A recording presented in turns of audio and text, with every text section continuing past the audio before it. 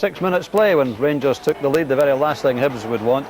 And as we said in the first half, Gordon, efficiently taken, but came from a Hibs mistake.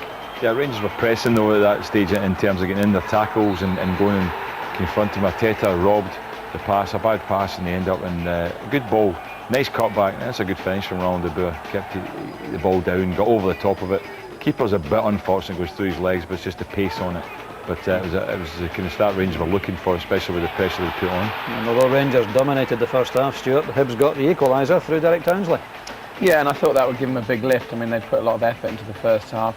Hadn't really had many chances, but I mean, that can be the turning point in the game. I think Rangers would have felt quite hard done by because they'd done all the pressing and had a lot of good chances at the other end. But in a sense, justice perhaps done just on the half-time whistle when a very silly penalty given away by Doumbé. Can't really argue about that. It's unnecessary. Bobby Williams will not be happy. Look, there's a lot of players in front of him. He's not really a great threat at that stage, but it's a well-taken penalty. I think he just glanced to Nick Colgan's left there and then put it the other way. You could see his eyes from behind the goal. It was just a quick look, and then he changes side. So the keeper always looks for these little signs, and Barry Ferguson's filled them there. It's a good goal. Yeah, start of the second half. Well, 9 minutes in anyway. This was the ball. This was the ball. It was through Ronald de Boer. Great touch there.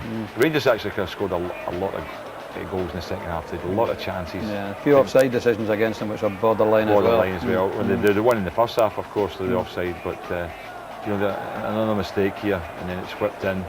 Good finish, I think, from Lovenkrands, because that's a difficult one to take. On his right foot, coming across the defender. The defender, I would think Stuart would be probably annoyed that he should have got there, maybe.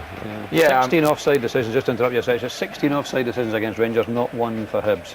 Sorry, you were going to say? That tells the story. No, Lovenkrands could have had a hatful of goals, but that was probably his most difficult chance. Thought O'Connor did really well here, and this is the most controversial point in the game. If you look at the Rangers, all the Rangers players and the keeper go straight away to the referee. He's definitely put his hand out, and he didn't seem to complain too much, so you have to think it's the right decision. And the contact off head or hand, it looked like a hand. If it went off his head, it would have shot into the net, you'd imagine, wouldn't it? And it didn't. But I think that decision is the right one. I think is to be applauded. This is the one I thought was before when the pass went through. Lovenkrands says Sandy Clark comes up trumps again. Absolutely, chooses his man of the match, and a couple of minutes later there's a goal from the player. Right, but Lovenkrands had a very good game. I mean, he probably could have had about 4 or 5 goals, I think. A couple of chances he should have taken as well, but that's a good finish running through. Loads of pace. He started off as a winger for Rangers, and now is very much a striker. Gary O'Connor getting a consolation goal, and maybe Stephen Kloss a little bit disappointed not to have got to that, Stuart. Yeah, I thought he needed a stronger wrist here. I mean, it wasn't a great strike, and the defender on the line could have cleared it as well, but that was just a consolation. I mean, I think Hibs will be happy because it puts a bit of gloss on the scoreline, but the